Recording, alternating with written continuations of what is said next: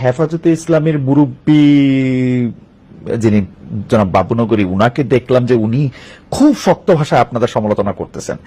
এইটা আপনি আসলে কিভাবে দেখছেন?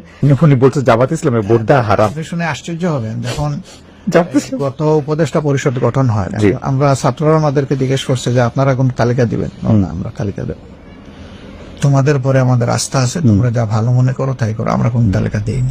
আপনাদের তালিকার কেউ উপদেষ্টা ছিল? আমরা কোন তালিকা দেই নাই, Okay. আমাদের তালিকায় উপদেষ্টা হবে কেন?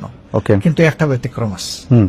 একটা সময় গিয়ে তারা বললো যে যেহেতু আপনারা এই দেশের সবচেয়ে বড় মানে ধর্মীয় রাজনৈতিক সংগঠন, ইসলামী সংগঠন, আমরা একজন আলেম নিতে চাই, সেই ব্যাপারে আপনারা একজন মানুষের নাম আমাদের আমাদের এফএক্স বোর্ডেতে আলোচনা করে বাবু নগরী সাহেব এর আগেও আমাদের বিরুদ্ধে বক্তব্য দিয়েছে, কিন্তু আমরা তার নামটা দিয়েছি।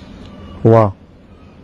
আমরা তার নাম দেওয়ার পরে এটা কি আপনার একটা স্ট্র্যাটেজি যে আপনি শত্রুকে কাছে রাখতে চাইছেন, না, এরকম ঠিক কিছু? না। আমরা দিয়েছি যে হেফাজতে ইসলাম একটা ব্রোডার আমরেলা, আচ্ছা। এবং তিনি এই দেশের একজন প্রবীণতম। হ্যাঁ, উনি 90 বেশি বয়স। হ্যাঁ, ওনার প্রতি সেই সম্মান বুটটা রেখে আমরা ওনার নাম বলেছিলাম।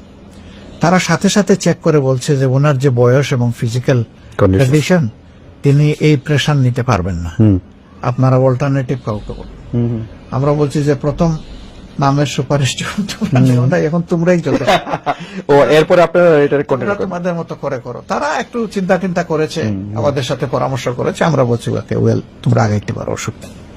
কিন্তু আমরা যদি আসলে এই সমস্ত বিতর্কে জড়ায় যাই আর সেই সমস্ত আলিমুল আমাদের কথার জবাব দিতে যাই, তা আমাদের নিজেদেরই খারাপ লাগে। আমরা এই পলিসি আমাদের নাই। ওকে।